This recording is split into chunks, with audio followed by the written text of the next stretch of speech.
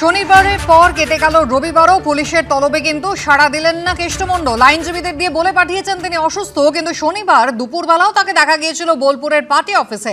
হাজিরা এড়াতেই অসুস্থতার বাহানা করছেন না তো কেষ্টমণ্ডল, অতীতে একাধিকবার করেছেন। বিরোধীরা ইতিমধ্যেই সরব হয়েছেন। দেখুন, শনিবার যাকে তৃণমূলের পার্টি অফিসে দেখা গেছে, রবিবার তাকে দেখা গেল না এসডিপিও অফিসে। অর্থাৎ শনিবারের পর রবিবার পুলিশের তলবে সাড়া দিলেন না অনুব্রত মণ্ডল। ফের আইনজীবীদের দিয়ে বলে পাঠালেন তিনি অসুস্থ। জমা দেওয়া হয়েছে মেডিকেল সার্টিফিকেট। 11:30টা নাগাদ অনুব্রতর আইনজীবী ও তার ঘনিষ্ঠ তৃণমূল নেতা দেবব্রত সরকার এসডিপিও অফিসে আসেন। অনুব্রত মণ্ডল অসুস্থ, তিনি আজকে আসছেন না, বেড রেস্টে আছেন। আসবেন না তিনি? আপনাকে সেটা পুলিশকে জানালেন? হ্যাঁ, তিনি আজ এখনো জানি না। হ্যাঁ, আর ফার্দার কোনো কথা বলুন। শনিবারও অসুস্থতার কারণ দেখিয়ে এসডিপিওর দপ্তরে হাজিরা দেননি অনুব্রত মণ্ডল। অথচ দুপুরে বাড়ি থেকে বেরিয়ে বোলপুরের পার্টি অফিসে যান তিনি। দুপুর থেকে সন্ধে 7:30টা পর্যন্ত সেখানেই ছিলেন। পুলিশ অফিসারকে গালিগালাজ করে নিজেই দায়সারা ক্ষমা চেয়েছিলেন। অথচ পুলিশের সমন পেয়ে হাজিরা দিলেন না দুদিন। এখানেই নানা মহলে প্রশ্ন উঠছে, এবার পুলিশের কি করা উচিত? অনুব্রত মণ্ডলকে কি গ্রেপ্তার করবে পুলিশ? অনুব্রত মণ্ডলকে নিয়ে পুলিশের পরবর্তী পদক্ষেপ কি হয় সেদিকেই নজর এখন সবার। পার্থপ্রতিম ঘোষ, ভাস্কর মুখোপাধ্যায়, সুদীপ্ত আচার্য, এবিপি আনন্দ। সরাসরি চলে যাব, পার্থপ্রতিম ঘোষ আমাদের সঙ্গে রয়েছেন এই মুহূর্তে বীরভূম থেকে। পার্থ, দুদিন পর পর পুলিশের হাজিরা এড়ালেন অনুব্রত মণ্ডল, কি তার স্ট্র্যাটেজি, কি খবর পাচ্ছ? দেখো কি স্ট্র্যাটেজি সেটা পরবর্তীকালে আরো স্পষ্ট হবে। তবে তুমি দেখেছো যে শনিবার দিন প্রথম হাজিরা ছিল, সেদিন সকালবেলা আইনজীবীরা গিয়ে পুলিশকে জানিয়েছিলেন তিনি অসুস্থ। রবির দ্বিতীয় হাজিরা, সেটাতেও একেবারে আইনজীবীরা মেডিকেল রিপোর্ট সাবমিট করে এবং সেখানে বলেন যে অনুব্রত মণ্ডল এতটাই অসুস্থ যেটা ওনাকে কিন্তু বেড রেস্টে থাকতে হবে। আজকে সোমবার দিন কি স্ট্র্যাটেজি হয় অনুব্রত মণ্ডলের বা কি স্ট্র্যাটেজি হয় পুলিশের, সেটাই এখন দেখার বিষয়। কারণ পুলিশের তরফ থেকে ইতিমধ্যে বলা হয়েছিল যে অনুব্রত মণ্ডলের বিরুদ্ধে যে মামলা দায়ের হয়েছে তার পরিপ্রেক্ষিতে বীরভূমের এসপি তিনি জানিয়েছেন কড়া পদক্ষেপ নেওয়া হবে। কিন্তু কড়া পদক্ষেপ নেওয়ার কথা বলার পরেই আমরা দেখলাম নোটিশ যায়। প্রথম নোটিশ যায়, অনুব্রত মণ্ডল হাজিরা দেননি। দ্বিতীয় নোটিশে অনুব্রত মণ্ডল হাজিরা দেননি। এইবারে কি পদক্ষেপ নেয় পুলিশ, সেটাই সেদিকে এখন সকলের নজর রয়েছে। পাশাপাশি তোমায় বলবো, অনুব্রত মণ্ডলের ক্ষেত্রে আমরা দেখেছিলাম দলের তরফ থেকে কিন্তু তড়িঘড়ি বলা হয়েছিল এই বক্তব্য সামনে আসার পর যে 4 ঘন্টার মধ্যে অনুব্রত মণ্ডলকে ক্ষমা চাইতে হবে। অনুব্রত মণ্ডল তিনি ক্ষমা চাইলেন, কিন্তু তারপর কালকে দেখলাম নতুন একটি ভিডিও ভাইরাল হলো এবং সেখানে অনুব্রত মণ্ডলের অনুগামীর ভিডিও এবং সেক্ষেত্রে ছাত্র নেতা তাকে বলা হলো যে তাকে সাসপেন্ড করা হলো দলের তরফ থেকে। কিন্তু এক্ষেত্রে তারপর আমরা দেখলাম পুলিশের তরফ থেকে তার বিরুদ্ধে মামলা হয়েছে, একটি জামিন অযোগ্য ধারাসহ 3টি ধারায় মামলা হয়েছে এবং এক্ষেত্রে কিন্তু তাকে সাসপেন্ড করা হলো। অনেকেই প্রশ্ন তুলছে অনুব্রত মণ্ডলের ক্ষেত্রে শুধুমাত্র ক্ষমা চাইতে বলা হলো এবং একেবারে ছাত্র নেতার ক্ষেত্রে সাসপেন্ড করা হলো। এখন পরবর্তী ক্ষেত্রে 2টি মামলা, এই গোটা ঘটনা পরিপ্রেক্ষিতে একটা সিউড়িতে একটা বোলপুরে 2টি মামলা। এই 2টি মামলার ক্ষেত্রে পুলিশের পরবর্তী পদক্ষেপ কি হয় সেদিকেই সকলের নজর, সেদিকেই সকলে তাকিয়ে রয়েছে। কুসুমিতা। পার্থ, ধন্যবাদ। আমি এই জায়গায় শীর্ষেন্দুদার কাছে আসবো। শীর্ষেন্দুদা, প্রথম কথা হচ্ছে পুলিশ কেন স্বতঃপ্রণোদিতভাবে কোনো পদক্ষেপ গ্রহণ করলো না, যেখানে পুলিশ অফিসারকে এভাবে এরকম অকথ্য ভাষায় একেবারে খারাপ কথা বলছেন, থ্রেট দিচ্ছেন অনুব্রত মণ্ডল? প্রথম কথা। 2টো দিন কেটে গেল, হাজিরা হলো না, তারপরও পুলিশ এখনো পর্যন্ত নট নড়নচড়ন সেই অর্থে বলতে গেলে। তাহলে কি করা যেতে পারে? অনুব্রত মণ্ডল কি করছেন? সময় কেনার চেষ্টা করছেন? আগাম জামিনের আপিল করতে পারেন? সম্প্রতিকালে এক জনপ্রিয় গানের লাইন যে কথার পিঠে কেবল কথা শিলিং ছুঁতে চায়, এত কুকথা রাজনীতিবিদদের যেটা শিলিং ছুঁয়ে গেছে সেই জায়গা থেকে আর ফিরে আসতে চাইছেন না। আজকে বলছেন তো কাল আরেকজন বলছেন। আজকে অনুব্রত মণ্ডল যেভাবে সমগ্র পুলিশ সমাজের বিরুদ্ধে বলেছেন, সেখানে ওনাকে আর রাখা উচিত নয়। কেন এখনো পর্যন্ত এসপি বসে আছেন সেটা সত্যি সারা বাংলা দেখতে চাইছে। 2013 সাল 17ই জুলাই বারবার যেটা বলছি, সেদিন যদি আপনি করতেন, ব্যবস্থা নিতেন, তাহলে এই দিন আজকে দেখতে হতো না। পঞ্চায়েত ইলেকশন প্রচারে গিয়ে অনেক পুলিশ অফিসারের মধ্যে বলছেন যে কোনো নির্দল প্রার্থী থাকলে তার বাড়ি জ্বালিয়ে দিন আর পুলিশের মাথায় বম মারুন। কিন্তু ভালো সংগঠক অনুব্রত মণ্ডল। 19শে জুলাই সাগর ঘোষ নির্দল প্রার্থী তার মারা যান, তার ছেলে হৃদয় ঘোষের মামলা আমি করেছিলাম। সেই জায়গাতে প্রত্যেক দিন তাকে ভয়ভীতি দেখাতো। আর তার উত্তরে পুলিশ মন্ত্রী কি বললেন যে তার নাকি অক্সিজেন কম যায়। তার 2017, 2020, 2022 সে গুড় বাতাসাই হোক আর আপনার এক্ষুনি বাড়ি চাড়িয়ে দেয় হোক, কেন ব্যবস্থা নেননি? আজকে ব্যবস্থা নিচ্ছেন কিসের? কিচ্ছু ব্যবস্থা নেননি। অ্যারেস্ট করেননি কেন এখনো পর্যন্ত? কেন গ্রেপ্তারি পরোয়ানা জারি করেননি? একজন পুলিশ অফিসারের মা এবং স্ত্রীকে নিয়ে অকথ্য ভাষায় যেভাবে বলেছেন, কেন অ্যারেস্ট করছেন না? কেন রেখে দিয়েছেন এখনো পর্যন্ত? তাকে নোটিশ দিয়েছেন বারবার, আবার কি নোটিশ দিয়েছেন পার্টি অফিসে? ভয় লাগছে আপনার বাড়ি যেতে? পুলিশের খাকি পোশাক দেখে আর কেউ ভয় পাবে কেন? আজকে যদি বিরোধী দলের কেউ হতো, ইউটিউবার হতো, সাংবাদিক হতো, কি করতেন? দরজা ভেঙে ঢুকে যেতেন। অম্বিকেশ মহাপাত্র সেই ঘটনা কার্টুন একটি তিনি পোস্ট করেছিলেন এবং তার জন্য তাকে কি পরিমাণ হেনস্থার শিকার হতে হয়েছিল সে আমাদের সকলের মনে আছে। আমি সমীরদার কাছে এই জায়গায় যাব। অনুব্রত মণ্ডল কে? বীরভূমের প্রাক্তন তৃণমূলের জেলা সভাপতি, যিনি একজন কোর কমিটির মেম্বার মাত্র। তাকে বাঁচাতে পুলিশের এহেন হাবভাব, একেবারে মুখে কুলু পেটে বসে রয়েছে, নড়াচড়ার নামটি পর্যন্ত নেই। কেন? না, এই ঘটনার পর মমতা বন্দ্যোপাধ্যায় স্বয়ং প্রতিক্রিয়া দিয়েছেন এবং যথেষ্টভাবে তার যা যা করণীয় 4 ঘন্টার মধ্যে সে ক্ষমা চেয়েছে। হ্যাঁ, অবশ্যই পুলিশের নিচুতলার মনোবল বলে আর কিছু থাকবে সমীরদা? এবং মমতা বন্দ্যোপাধ্যায় তিনি সৈনিক দীর্ঘদিনের, এবং পুলিশ নিজে, প্রশাসন যে এটা গোপন করে গেছে তা নয়। অনুব্রতের বিরুদ্ধে কিন্তু প্রশাসনিক কেসটা ফাইল করে প্রথম। গোপন করার তো আর অপশন ছিল না কিছু। স্বাভাবিকভাবে এবার আসে আইনানুগ ব্যবস্থা। পুলিশ নিশ্চয়ই সেই ব্যবস্থা নেবেন এবং অসুস্থতার কারণ দেখিয়েছেন উনি। বাহিনীর একজন সৈনিক, পুলিশের ফোর্সের একজন সৈনিক, তাকে এভাবে অকথা কুকথায় বিদ্ধ হতে হলো, বাকি ফোর্স চুপ করে তাকিয়ে বসে আছে। কবে ব্যবস্থা নেবে? আমরা বিরোধিতাই করছি, কিন্তু বিরোধিতা করে কি পদক্ষেপ হয়েছে? 4 ঘন্টা একটা দায়সারা ক্ষমা। আমি আবারও বলছি, এটা তো তৃণমূল বলে ক্ষমা চেয়েছে। পেহেলগাঁও কাণ্ডে এআই এর প্রসঙ্গ উঠছে কেন? চক্রান্তের প্রসঙ্গ উঠছে কেন? যে বিজেপি নেতা, সমীরদা, তাহলে এআই এর প্রসঙ্গই বা উঠলো কেন? আর চক্রান্ত, অডিওটা কি চক্রান্ত করে প্রকাশ্যে আনা হয়েছে? এটা তদন্তের বিষয়। চক্রান্ত নাকি এআই করে করা হয়েছে, এটা তদন্ত ছাড়া বলা যাবে না। না, সেই অভিযোগটা উঠছে কেন? অনুব্রত মণ্ডল তো অস্বীকার করেননি। কারণ নামটা যেহেতু ওষুধ খেয়েছেন, মন্তব্য করেছেন, বলেননি তো যে আমি বলিনি। পেছনে দিয়ে যায়। কারণ এই অনুব্রতের বিরুদ্ধে আড়াল করার চেষ্টাটা করছেন তাকে কিন্তু একা অনুব্রত মণ্ডল তো নন। দেখাই তৃণমূল কংগ্রেসের একজন জনপ্রতিনিধি, এবার তার কথাটা একবার দেখাই। ভরতপুরের তৃণমূল বিধায়ক হুমায়ুন কবির একাধিক মন্তব্য তিনি করেছেন, বারে বারে তার কথা আমরা শুনিয়েছি। এবার তিনি কি বলছেন? বিরোধী দলে থাকলে 24 ঘন্টার মধ্যে তিনি পুলিশকে শায়েস্তা করে দিতেন। লালগোলা, বড়োয়া এবং ভরতপুর থানার বিরুদ্ধে এহেন আক্রমণ জানিয়েছেন হুমায়ুন কবির। দেখুন, মুর্শিদাবাদের বেশ কিছু থানা, যেমন ওই ঘটনাটা ঘটেছে শামশেরগঞ্জ থানায়, এখনো লালগোলা থানা, বড়ুয়া থানা, আমার ভরতপুর থানা, এমন কিছু কিছু কর্মকাণ্ড চলে। আমি যদি বিরোধী আসনে থাকতাম 24 ঘন্টা সময় লাগতো না এসব শায়েস্তা করতে, কিন্তু আমার হাত পায়ে বেড়ি দেওয়া আছে, তার জন্য এইসব থানাগুলা যে ঔদ্ধত্য বা সাধারণ মানুষের উপরে যে জুলুম, অত্যাচার, টর্চারিং করে। অশোকবাবু, একেবারে বিরোধী থাকলে কি করতেন হুমায়ুন কবির বলে দিচ্ছেন। শাসক দলে আছেন তাই তার কিছু বাধা নিষেধ রয়েছে, তাই তিনি সেইভাবে কাজ করতে পারছেন না। দেখুন, শামশেরগঞ্জের প্রসঙ্গ কিন্তু তুললেন, বারবারই আমরা দেখেছি শামশেরগঞ্জের ঘটনা প্রসঙ্গে কিন্তু ঈশা খান চৌধুরীর নামটা সামনে চলে এসেছিল। তাহলে বিরোধী হয়ে আপনারাই বা কি করছেন? দেখুন, প্রথম কথাটা হচ্ছে যে এই আজকে এই অনুব্রত মণ্ডল কিংবা হুমায়ুন কবিরের যে কথাগুলো আমরা এখানে শুনছি, এখন অনুব্রত মণ্ডল নিশ্চিতভাবে তৃণমূলকে বিড়ম্বনায় ফেলে দিয়েছে। সঠিক সময়ে যদি শাসন করা যেত তাহলে ভুবন কিন্তু তার মাসির কান কামড়েত না। সঠিক সময়ে শাসন হয়নি। চড়াং ঢাক, গুড় বাতাসা, পুলিশকে বোম, নতুন কিছু নয় আজকে অনুব্রত মণ্ডল কিংবা হুমায়ুন কবিরের এই ধরনের বিবৃতি। পুলিশ কর্তা, সর্বোচ্চ পুলিশ কর্তা যিনি এই রাজ্যের, তার নাম উচ্চারণ করছেন অনুব্রত মণ্ডল। এখন আজকে এআই তত্ত্ব না কোন তত্ত্ব আসছে আমি জানি না, যদি এআই তত্ত্বই হয়ে থাকে তাহলে তৃণমূল কেন তাকে ক্ষমা চাইতে বললো? তৃণমূল তো দলগতভাবে স্বীকার করে নিয়েছে, তিনি ক্ষমা চাইবেনই বা কেন? একদম তৃণমূল দলগতভাবে স্বীকার করে নিয়েছে অনুব্রত মণ্ডল এই কথা বলেছে। এখন প্রশ্নটা হচ্ছে যে আজকে অনুব্রত মণ্ডলকে শুধুমাত্র আমি খাড়া করব না, এরকম শয়ে শয়ে অনুব্রত সারা পশ্চিমবঙ্গে ছড়িয়ে আছে। অনুব্রত মণ্ডলকে বলির পাঠা হয়তো করা হচ্ছে তৃণমূলের কোনো ঘরোয়া ইকুয়েশনে, আমি সে প্রসঙ্গেও যাব না।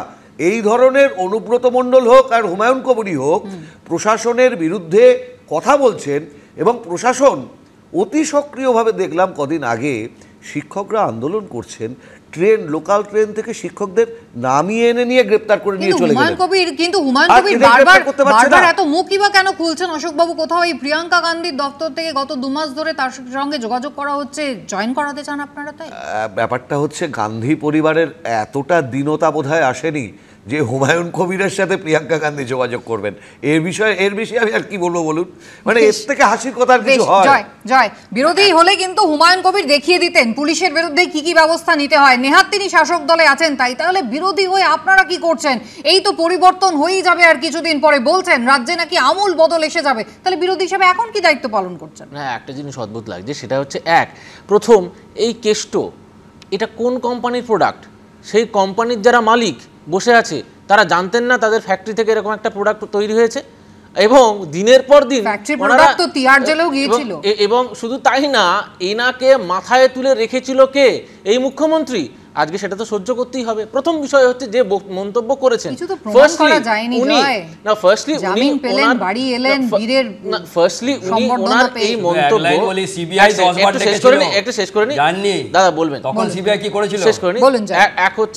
ফার্স্টলি ওনার যে মন্তব্য উনি করেছেন, সেই মন্তব্য ওনার যে ভুল এবং উনি করেছেন সেটা উনি নিজে মুখে স্বীকার করেছেন। নেক্সট, তৃণমূল কংগ্রেস সেটাকেও কি করেছে, অ্যাকসেপ্ট করে বলেছে না যে এটা আমরা মানি না, তার মানে উনি মন্তব্যটা করেছেন। নাম্বার 1, তো এআই এর তত্ত্বটা কোথা থেকে আসছে আমি জানি না। দ্বিতীয়ত, যেটা বলছেন যে ওনার একটা অনুগামী, কালকে দেখলাম ফেসবুকে পোস্ট করেছে, লাইভ করেছে, তো তার বিরুদ্ধে আমরা দেখছি যে পার্টি তাকে সাসপেন্ড করে দিল 6 বছরের জন্য, কিন্তু এখনো পর্যন্ত 72 ঘন্টা কেটে গেল, অনুব্রত মণ্ডলের বিরুদ্ধে পার্টি কি স্টেপ নিল সেটা কিন্তু আমরা কেউ জানি না।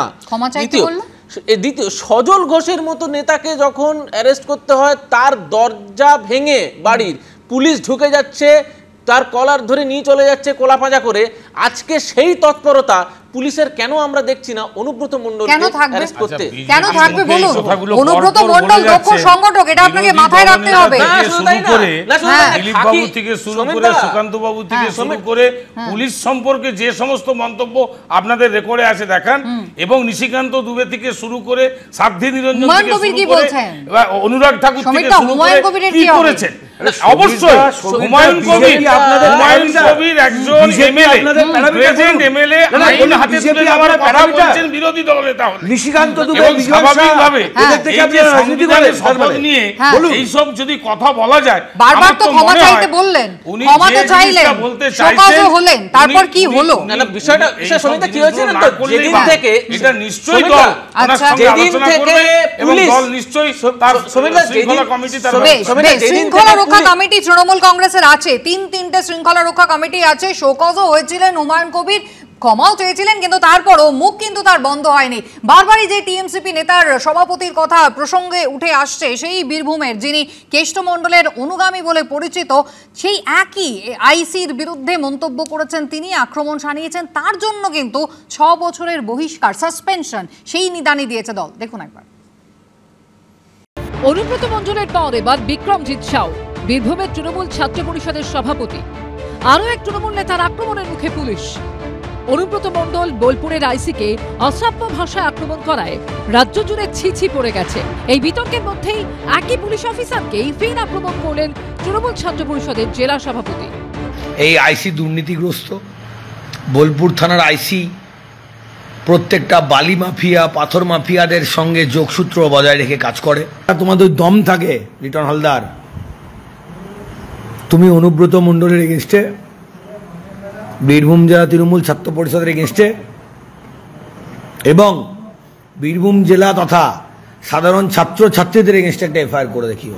পুলিশকে তৃণমূল ছাত্র পরিষদের নেতার আক্রমণ ঘিরে বিতর্ক তৈরি হতেই তড়িঘড়ি তাকে 6 বছরের জন্য সাসপেন্ড করল দল।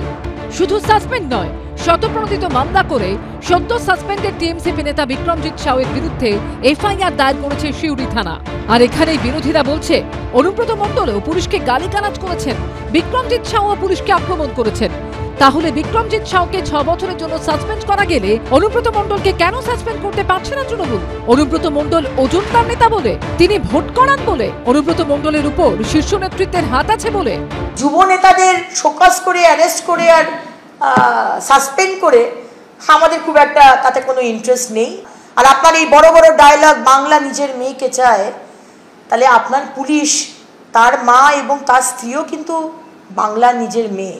সুতরাং আমরা চাইব 72 ঘন্টার ওপর হয়ে গেছে, অনুব্রত মণ্ডলকে কান ধরে, চুলের মুঠি ধরে, যে কটি চুল আছে টানতে টানতে তাকে অ্যারেস্ট করে থানায় নিয়ে যাওয়া হোক। অনুব্রত মণ্ডল তার মন্তব্যের জন্য দায় সারা করছেন হলেও ক্ষমা চেয়েছেন। বিতর্কের মুখে পড়ে ক্ষমা চান বিক্রমজিৎ। বিজেপির কিছু আইটি সেল এইটা নিয়ে খুব লাফালাফি করছিল, সেই মুহূর্তে একটা আবেগের বশে একটা লাইভ হয়েছে। যদি এক্ষেত্রে কাউরির ভাবাবেগে কোনো আঘাত দিয়ে থাকি তাহলে আমি ক্ষমা প্রার্থী। দেখুন, আমি আবারও বলছি, দলীয় নেতার প্রতি আবেগ থাকতেই পারে, কারণ অনুব্রত মণ্ডল দুর্দিনে দলের নেতৃত্ব দিয়েছেন। এই অনুব্রত মণ্ডলের পরিবারের উপর দীর্ঘদিন আক্রমণ হয়েছে, তাই স্বাভাবিকভাবেই লোকাল স্তরে আবেগ থাকতেই পারে কর্মীদের, সেই আবেগ থাকাটা স্বাভাবিকও। কিন্তু যখন কোনো মানুষের বিরুদ্ধে এই ধরনের অভিযোগ ওঠে, দল তো সেই অভিযোগকে এন্ডোর্স করে না। অনুব্রত মণ্ডল ও বিক্রমজিৎ সাউ দুজনেই পুলিশকে হুমকি দিয়েছেন, একজনকে শাস্তি আর অপরজনকে রেহাই। এটাই কি হবে তৃণমূল শীর্ষ নেতৃত্বের পাকাপাকি অবস্থান? ভাস্কর মুখোপাধ্যায়, সুকান্ত মুখোপাধ্যায় ও অনির্বাণ বিশ্বাসের রিপোর্ট, এবিপি আনন্দ। হুমায়ুন কবির সরব হয়েছেন ফের, এবং বারবারই যে প্রশ্ন হচ্ছে টিএমসিপি সভাপতি, তার বিরুদ্ধে একরকম ব্যবস্থা, অনুব্রত মণ্ডলের বিরুদ্ধে কেন অন্যরকম ব্যবস্থা? আমি সমীরদার কাছে আসবো। সমীরদা, এই হুমায়ুন কবির এই প্রথম সরব হয়েছেন পুলিশের ভূমিকা নিয়ে, তার প্রশ্ন রয়েছে এমনটা কিন্তু নয়। মুর্শিদাবাদের দাঙ্গার ঘটনা যখন ঘটলো, তিনি রীতিমতো একেবারে বললেন পুলিশ কিন্তু ব্যর্থ। জঙ্গিপুরের পুলিশ তারা কিন্তু ঠিকভাবে নিজেদের দায়িত্ব পালন করেনি, তাদের গাফিলতি ছিল। ডিআই অফিসে যখন এই চাকরিহারাদের ওপরে, শিক্ষকদের ওপরে লাথি মারার অভিযোগ উঠল পুলিশের বিরুদ্ধে, তখনও কিন্তু সরব হয়েছিলেন, যে অফিসার লাথি মেরেছেন তার বিরুদ্ধে বিভাগীয় তদন্ত করা হোক। অর্থাৎ হুমায়ুন কবির যতই শোকজ করা হোক, যতই তিনি ক্ষমা চান না কেন, অভিযোগ কিন্তু তার পুলিশের বিরুদ্ধে বরাবর। আমি বারবার বলছি যে উনি যেহেতু এমএলএ শাসক দলের, শাসক দল নিশ্চয়ই ওনার বক্তব্যগুলো শুনছেন এবং ওনাকে যা যা ব্যবস্থা নেওয়া তারা নেবে।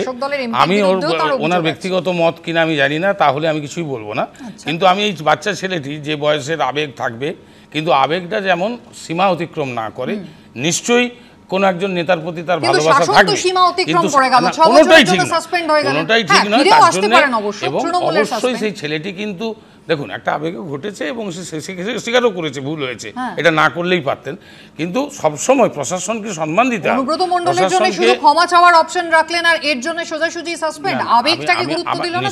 নিশ্চয়ই তার দিক বিদিক দেখবে তার উপর নেতৃত্ব, আমি সেটার ব্যাপারে বলবো না। তবে অভিযুক্তদের বিরুদ্ধে বেশিরভাগ ক্ষেত্রে উপযুক্ত ব্যবস্থা নেওয়া হয় না বলে একই ঘটনা ঘটে যাচ্ছে। আর ক্ষমতালোভী সরকার শাসন গণতন্ত্র নিয়ে ছিনিমিনি খেলছেন।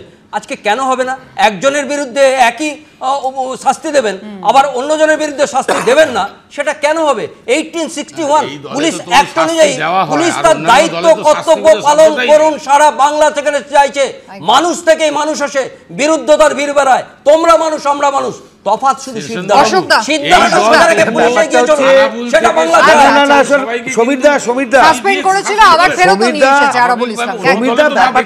অন্য জায়গায়। সাপ কেটেছে মাথা, টাকা বাঁধবো কোথা? স্বয়ং এ রাজ্যের প্রশাসনিক প্রধান যেদিন আসামি ছাড়াতে ভবানীপুর থানায় দৌড়ে গিয়েছিলেন, ঘটনার সূত্রপাত সেই দিন থেকে। জয়, হ্যাঁ, আমি একটা কথা বলি যে হুমায়ুন আজকে বাবু যদি এই কথা বলে থাকে, তাহলে উনি কেন তার যে প্রধান, উনি তাকে বলছেন না, চিঠি লিখছেন না, জানাচ্ছেন না যে এরকম একটা ঘটনা ঘটছে? ইদার ওনার কথা মুখ্যমন্ত্রী শুনছেন না, আর বা উনি লবি থেকে ছেটে গেছেন। একটাই লাইন জুড়বো, সেটা হচ্ছে পুলিশ যতদিন এই খাকি ওর্দির উপরে তৃণমূলের ব্যাচ পরে ঘুরবে, আমাদের এই দিন দেখতে হবে। নাহলে খাকি ওর্দির উপরে কোনোদিন কোনো পলিটিক্যাল ব্যাচ পড়বে না। আপনার দলের বিরুদ্ধে যেভাবে দিলীপ বাবু সোচ্চার হয়েছেন তার বক্তব্যে আমরা পাচ্ছি, তথাগত ববি হাকিম পাগল বলেছিল উদয়নবাবুকে। দাদা বিজেপি করবে না? ববি হাকিম কোন দলের নেতা? কোন দলের নেতা নয়, এটুকু অন্তত আপনাদের স্বপ্ন থাকুক। আপনি এই উত্তর 2026-এ কালকে যা বক্তব্য দিয়ে গেছেন, ববি হাকিম যখন উদয়নবাবুকে পাগল বলছে, স্বপ্ন দেখা ভালো, কিন্তু বাস্তবটা কিন্তু রাজনীতি সাধারণ রাজনীতি যতই স্বপ্ন দেখাক, মানুষ চান তাদের প্রত্যেক দিনের জীবনযাপন যেন স্বাভাবিক হয়, সুস্থ হয়, নিরাপত্তায় ঘেরা থাকে। অবশ্যই সেই সুদিনের অপেক্ষায় আমরাও রয়েছি। আলোচনার সময় শেষ, সকলকে ধন্যবাদ। বিরতির পর ফিরছি।